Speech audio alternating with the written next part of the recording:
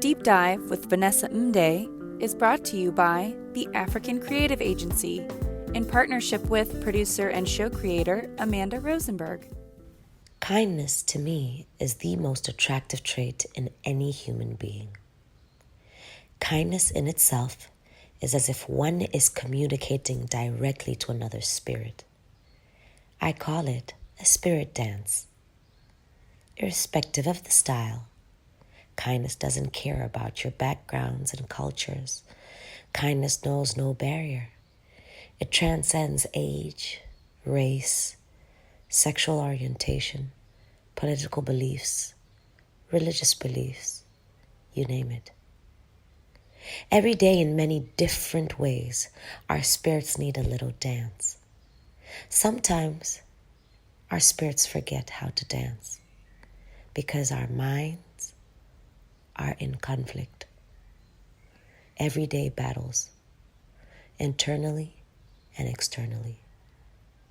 Imagine if we all just took a moment to spirit dance with someone new today. Smile. Spread love. Be kind.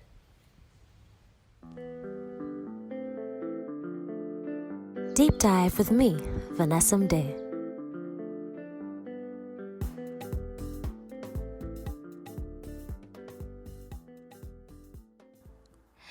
So, you ever met someone you see in a picture? And in the picture, they look exactly like how you see them in real life? This is the case with my guest today. Please make some noise for Adonis. That was a great intro. Thank you so much. I loved it. Please welcome Septum Poppy. Hey. Thank you for having me. Thank you for joining us. You know, I know a lot of people know your face because you're everywhere right now.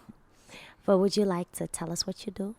Well, I've been modeling for 10 years, and I just signed a record deal with Warner in London. So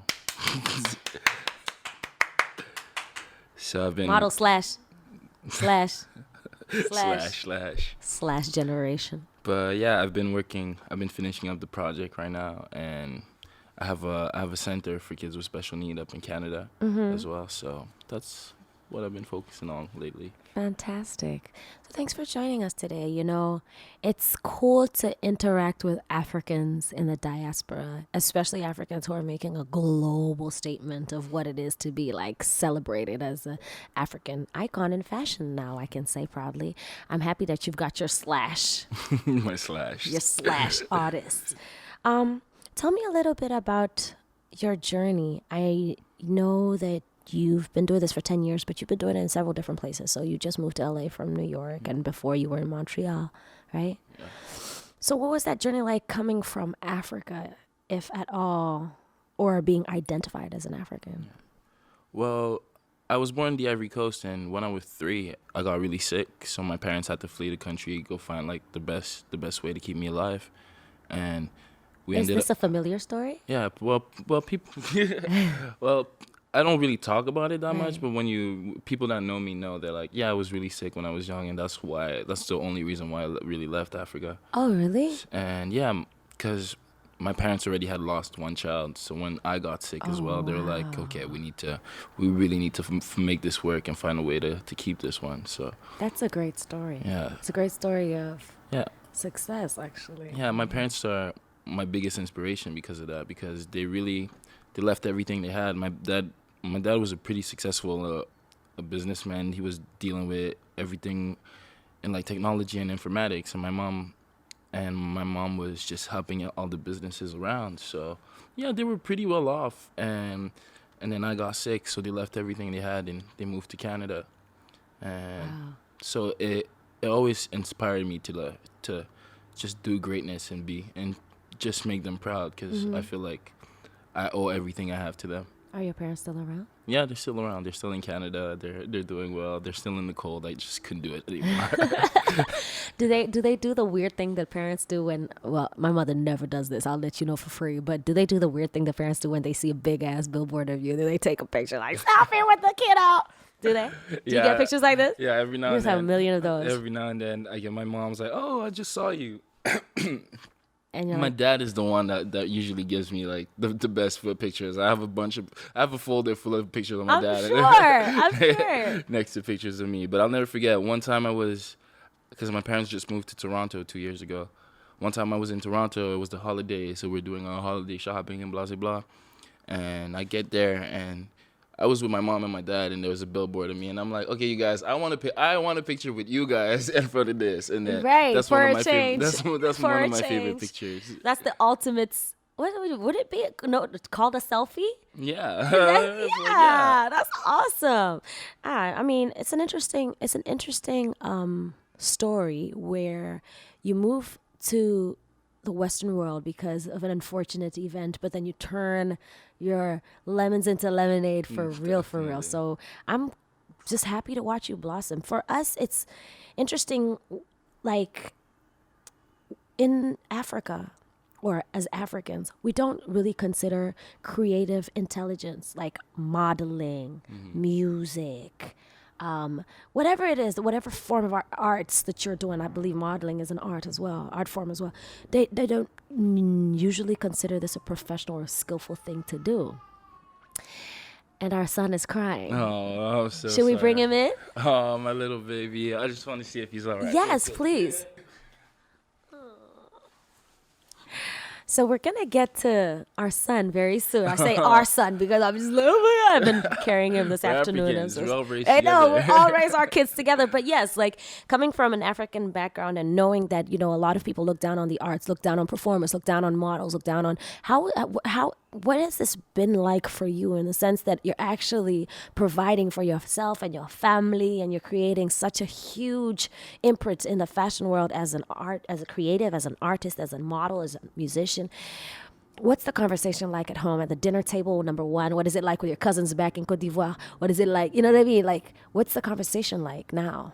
Well, I was lucky enough because I started with, because I was studying special care counseling before. So I was working was working in schools and in centers with kids with special needs, from anything from physical to mental impairment, but I was usually focusing on kids with autism. Are you seeing my face right now? Like, you're just shocking me with this news. Yeah, that's what I used to do before modeling. So even my parents, they had a home daycare when I was younger. So I used to work there, help out there. That's where I got my first aid and my CPR training, so I could be able to work at the home daycare with my parents. And then from there I decided, oh well, I should study this and like actually make this a job for me. And that's how I ended up in special care counseling and everything. But it's all, the main reason for this is because I have a brother that has autism. And he's what, 22 now? Right. And he really got better, but unfortunately he can't really hold a conversation with him. You can't sit there and talk and like, but he'll be able to tell you what he wants, what he needs, or oh, I want this or I don't want this, things like that. But you can't sit down and really have a conversation with him. So every now and then there's things, every now and then there's things that still he's trying to communicate that we don't necessarily get.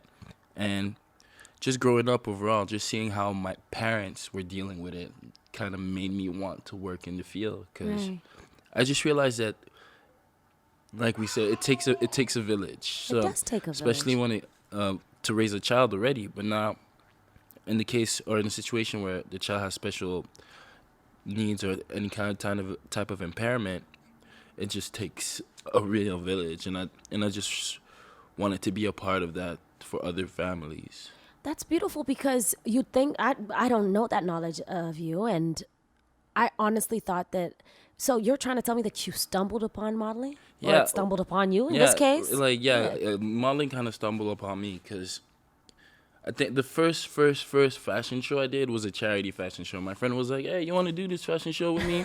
So it was like at the city hall, like we're a bunch of African kids, Jamaican kids. It was just a bunch of black people in there. And I liked it because it was fun. I was like, oh, I'll do it. I think I was like maybe 15 back then. I was like, oh, I'll do that. This is fun. And when I was 17, 18, I started dating this real model, and she was like, "Oh, you should actually come to the agency and check it out." And for the longest time, I didn't go. And when I finally decided to go, they signed me on the spot, and they're like, Whoa. "Oh, you do this, blah blah blah blah blah." It wasn't a good agency. It closed after a year. It closed after a year.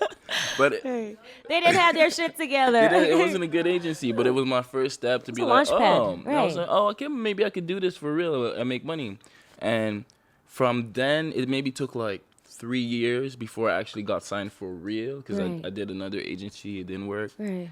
And when I got signed for real in Canada, that's when things started slowly. Okay, I started making money. Like I would get like maybe $700 a job, and, Right. and like back then, you're a teenager, you're Right, living at you're your like, parents. it's- That's yo, bank, yo, it's That's bank. You're Right. good, you know. So yeah, I was doing my little thing, and then from then, I went to Paris, tried getting an agency, and didn't work. So then tried New York, and then New York. I tried New York twice. The first time it didn't work, and then the second time everybody wanted to sign me, and yeah. It from speaks on your resilience. I think that a lot of people look at success stories and see just what we're doing now. there. Yeah. They have no idea, no idea. that you've been through like a system that chucks us all out time and time again. No. You know what I mean? So for me, it's like I see a lot of my story in yours, because I come from like, my background is obviously I needed an entry into the music business, but I didn't know how to do it. So I started as an on-air personality. That opened so many doors for me, because I was networking and communicating and learning how to speak to people and just be in the right rooms. And that's important for young Africans. I think we just need to be in the right rooms. Right. And then the first time, you second time, third time, breed familiarity. And then people start to call you back because they're like, yo, that's our boy. Yeah. That's our boy. You know what I mean? And then a lot of people don't see that. So they think that you just came out of nowhere and you have this huge success story, you have this huge campaign, you have all of this and all of that. And I think the stories that we tell about our success, like our road to success, are very important for people to relate to us more often. I speak about my success story all the time so people can just notice that, hey, it's not overnight. It's not overnight. And we keep hearing Sophia in the background, which is a beautiful, beautiful, beautiful addition to this podcast, because I've never had a baby on the podcast. He's our first baby. Yeah, there's Tell a little us, baby crying in I the think back. for you, nurturing and being a father just comes naturally, based on the story you've told me about your brother. Yeah, and I'm also the oldest of 5 kids. So, Oh. I'll never forget. My mom raised. She told me, I have kids. Why do I need to do things? Why do I need to do things? Right. Basically, there was a point in my life where my mom did not know how the washing machine worked, because that was your job, That right. was our job as Yeah. a kid. Yeah. So all through my high school, I had to wake up every day at 6, clean the house, make food for people, iron clothes and everything. So taking care of people has always been just part of my upbringing. Right. But I think I'm a very sensitive person. I don't like to see people in need or in harm. So it really inspired me. That's really what inspired me to study special care, because it's like, oh, I get to help people and do Right. things. Right. I wanted to be a paramedic, and my mom was like, no. Why'd she say no? She was like, it's one of the most dangerous jobs in the world, low-key. It's like, because you're more or less always in a life-threatening situation. I didn't know that. Yeah, Come to think of it, makes perfect sense. Because like sometimes dealing with homeless people, or like people with HIV, or like people on drugs, and first risk. aid on after disaster and things like that.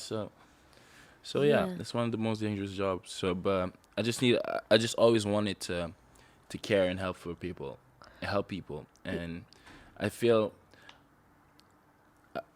like, at least with modeling, it's a different kind of care, because it's a care in like representation. Because that was one of my not my thing, but one of my goals with modeling. I always wanted to represent my people in a great light. Yes. I'm always very cautious about who represents us in especially the fashion world. There's a lot of misrepresentation because, throughout the course of what's mainstream fashion in terms of just magazines and like the fashion shows and so on and so forth, you have like 1% black models. And when you do, it's not like you're just looking at this. It's like this is a misrepresentation of our people, not only in terms of just the way that they're being dressed and valued, but also just the way that they don't bring out the best of them. And I know you know enough about this, right? So as a creative, as a musician, I know well enough about how much we are told not to have kids in our career early or while we're peaking or this and that. I know it's different for a guy, obviously, but every time I think about it, I've been thinking about it for a while, actually, and this is something I'm sharing for the first time on this podcast. I've been thinking about having a child. And I'm like, oh, man, but what about, the shows? How am I going to do that? Who's going to, you know what I mean? I keep taking a few steps. What would you tell me as a young... I think the world has changed now. There was that time where, it was looked down on for women to work and have children and blah, blah, blah. But I feel like in this day and age with social media and with the Beyoncés and everything, there's no... I feel like women have proven that there's no limits. You shouldn't be penalized for being a woman. Almost. Right. That's what it becomes. It's Right. like I have the ability to create and to have to give life. Right. So and you're punishing me for that. That's it's a little misogynistic. And I think like in this day and age where there's so many really powerful women that we actually see in media, and then that girls have the opportunity to call role models that actually have children and that actually are doing well. Like Beyonce had 3 kids, I think, and like I remember there was that song she did back in the days, to something about have children and get back to business. Yeah, and strong like, enough to raise a child and get back to business. I don't know the lyrics. Who run the world, girls. Exactly. So it's not, and even the mother of my child, even though we're not together anymore, I still respect her so much because she was able to work through the whole pregnancy and just do her thing. Killing the runaway. And kill the runaway and do her thing and we have a beautiful and healthy son, and she's still working, and I'm able to spend time with my son. So I think it might be also in this time because everybody's talking about gender fluidity and gender identity and all those things. So I feel like it's a point where being a woman doesn't mean just having a kid and staying at home anymore. So it's all these narratives have changed, and I feel like it's slowly going back to the continent, but I feel like we're usually the slowest. We're really conservative in general. Very conservative in general. So it's always a tug of war between what's generally becoming the norm and what's culturally the norm. So it's one of those conversations that we all have amongst our peers, and or we don't have at all sometimes. You know what I mean? I'm very touched by your community work, and I always say that I think our sole purpose in life is to serve God and our community. And I look at the work that you're doing with your brother, and obviously with you're a trained caretaker. I think it's very admirable. But at the same time, you deal with issues on mental health. Yeah. And you have a foundation, an organization, if I'm correct? me and my family, we opened a center in Canada, and we could take up to 10 to 20 kids all year long, and it's basically a safe haven for the kids. So they're in a safe environment with other kids in similar situations as them, but the center is mainly for the parents, because from my perspective and my understanding, all these parents usually need help. Yeah, they do. Like a lot of parents don't know how to care for, like it's already hard to care for a child, but when your child needs a specific attention that you're not trained for, it becomes a little overwhelming. And I've been in situations where a child with autism was maybe 12, 13 and still wasn't clean because the parent didn't have the energy or the training to just communicate certain things with their child. So they're just living with whatever issue the child has, and that's where the center came along, because we're like, well, I saw how my parents were, and we're like, yeah, we should make something like this to help other parents in our situation and other families, and yeah, now the one in Canada is doing really great, so we're trying to open one in Toronto, and in the long run, I would love to open one in LA, like get a big ranch somewhere and just have a nice property where it's nice and green and comfortable. What would you say to Africans who don't believe in mental health issues?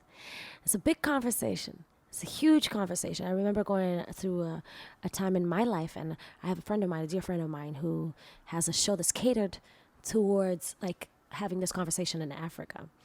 They don't believe in depression. They don't believe in bipolar disorder. They don't believe in as long as it's not someone who's identified clinically insane, it doesn't make any sense to them. You're either bewitched or you're someone, well, when I say that, I truly mean someone cast a spell on you, right? Or you're possessed, or it's one thing or another. It's not ever, hey, actually, there are issues that are in the mind, brain, that are mental health issues. So I remember having this discussion with my friend who owns this huge television show. She's the writer, director, and presenter for the television show. She has conversations about mental health. And I remember speaking to her about it one time. I said, I feel like I suffer from the occasional depression. I don't know what it is, and I'm willing to address it. I'm willing to have a conversation about it. And I remember tweeting this one time. I said, I sometimes feel I go through and at first I was like, oh, I'm just a Gemini. I have super high highs and super low lows, and you know what I mean? But I truly understand now that I have moments where I can't move. I'm in the house. I'm in the dark. I don't want to eat. I can't sleep. I can't focus. I'm irritated by everything and everyone, and I want to speak about it. But who do I speak to? And how do we have this conversation where I'm supposed to be like the strong woman, like out there making this music and powerful? How do I speak on this? And how do I identify it? You know what I mean? Yeah. So I know you probably know more than I do, but what do you speak on that? How do you identify it first? And number two, what is the conversation we need to have with Africans who don't believe in issues? And I don't know, people in general. It doesn't necessarily have to be Africans. Yeah.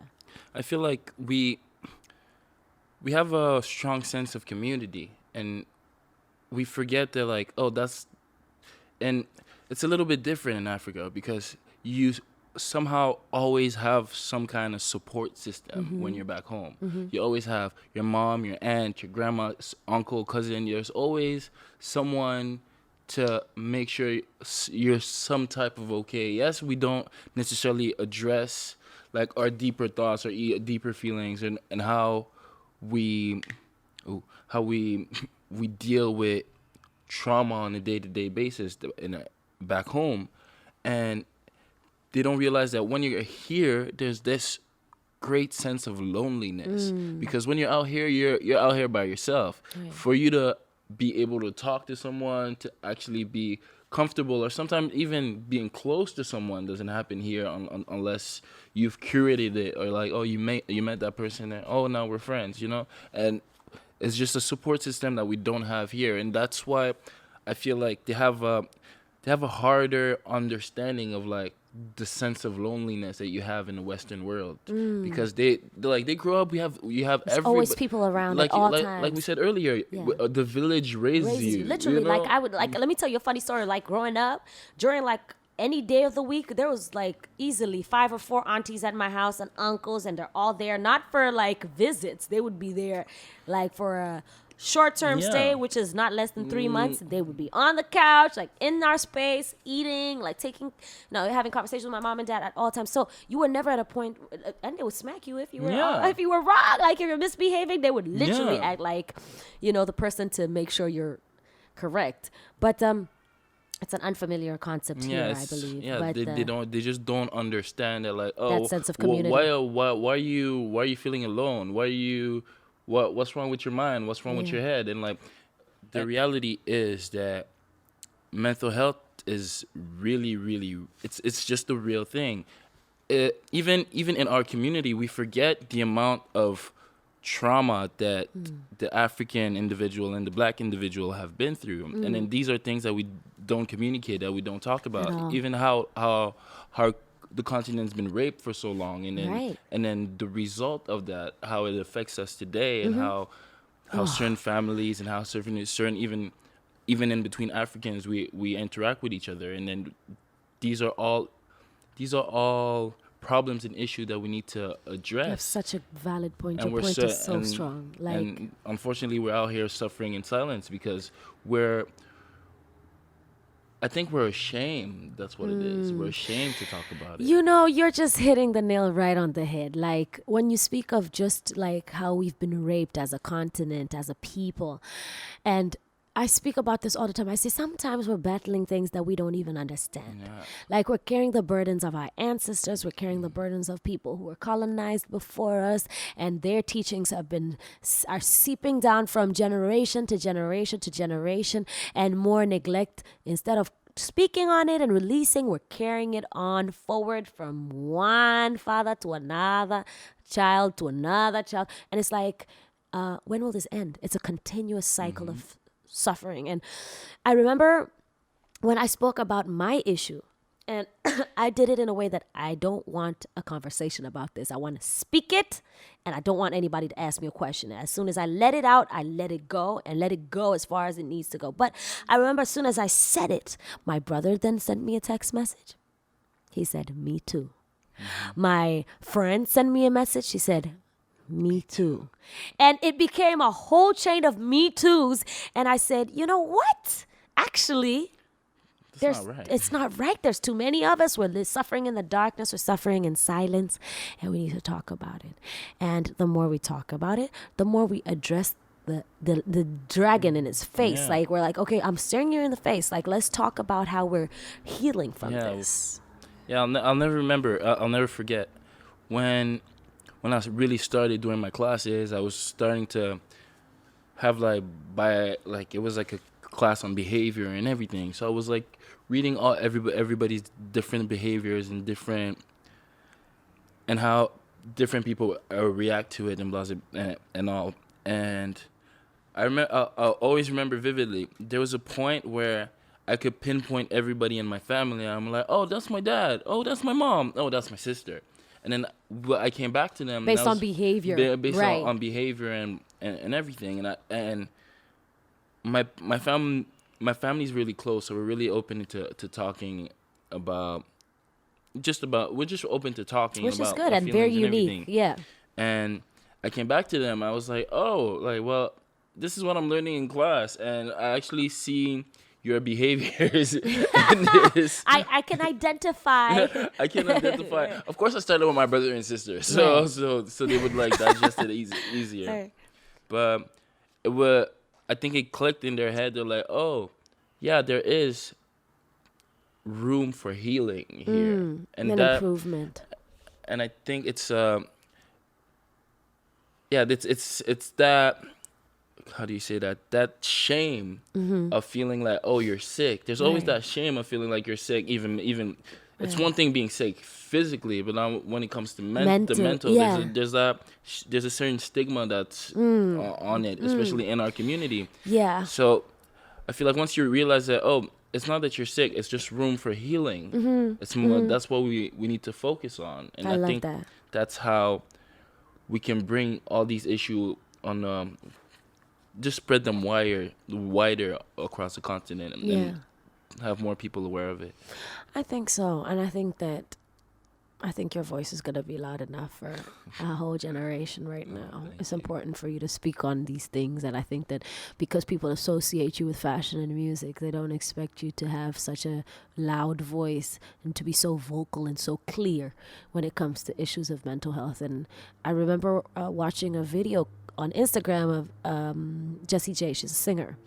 And she was seated at her piano, and she went on Insta Live, and she just started to bawl as she was playing piano, just some super melodious keys.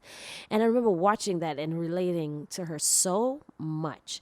We are in such a high intensity, high pressure industry where we don't have time to ever reflect, to replenish. I say this all the time. We give so much energy, we never get back. Yeah. We give so much time that we can't regain. And at the end of the day, this is our gift, so it's okay. And everyone else is gifted in one way or another. You know how everyone is blessed or has genius level skill and or talent. And so when you give so much and you don't go to a place where your soul, your mind, your body is taking back, filling up, you're a car with no fuel, you're a body with no food, and you're a spirit without God. So it's all these things that I keep saying to people, that you need to really, really take care of your mind, because like everything else, it requires care. Definitely. So I really love that you have really taken on this, and I'm going to follow your journey more, so that maybe we can come together with my foundation and yours, and we can do more things for our community such as this. But now I'm going to talk about your music, boo, because we have a little bit of time, and I just want to hear your vision for your music and what the path is and your immediate hopes for it.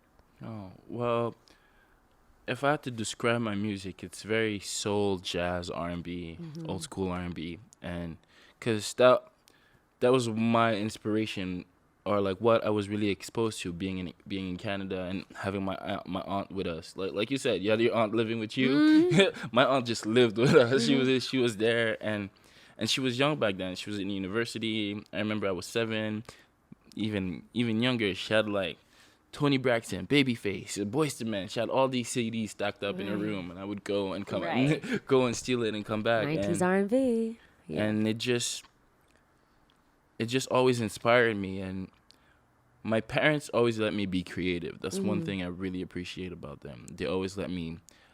Because I could draw since as long as I could remember. And when I wanted to do drama, my parents let me do drama. Whatever I wanted to do, my parents let me do it. I just haven't touched music until now, because for the longest time I just didn't think I had a nice voice, or I just didn't think I could sing. And after I moved here, I met a couple people, and they're like, "Oh, you have a voice." I was like, "Bro, I've been down this road before. I don't need to do this." Right. And literally finding your voice. And my manager my manager, who is the person who is now my manager, kind of tricked me into going to the studio. And when I got there, I was with another artist, and he was pretty impressed by what I did. And I was like, "This is the first time I'm at the studio." Right.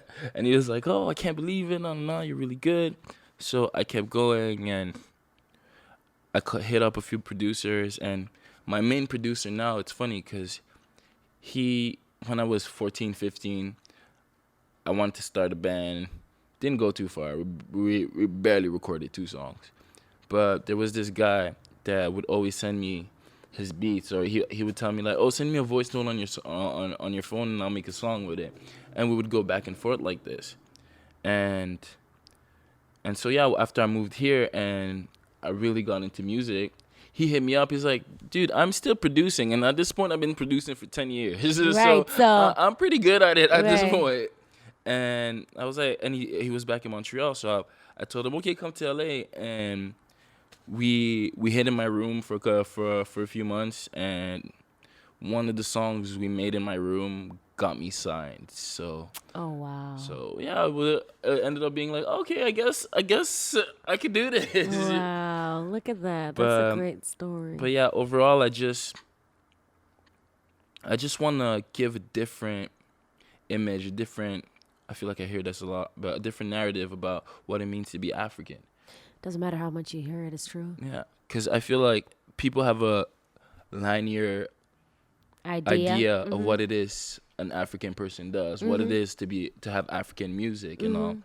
And when I was in Nigeria, I had a conversation with the singer Neka, and she was telling me that, she said, word for word, "I'm African already. Why do I have to try so hard to be African?"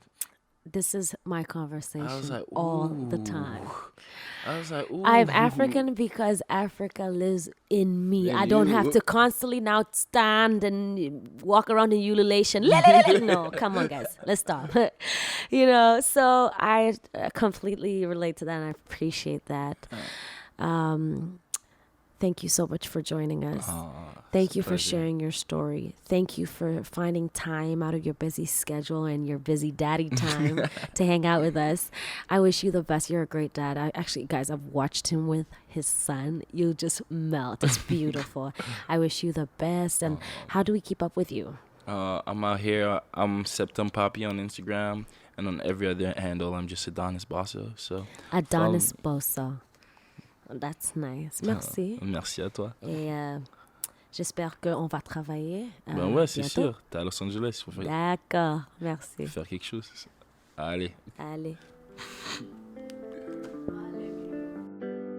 Deep Dive with Vanessa Mdee is brought to you by the African Creative Agency in partnership with producer and show creator Amanda Rosenberg.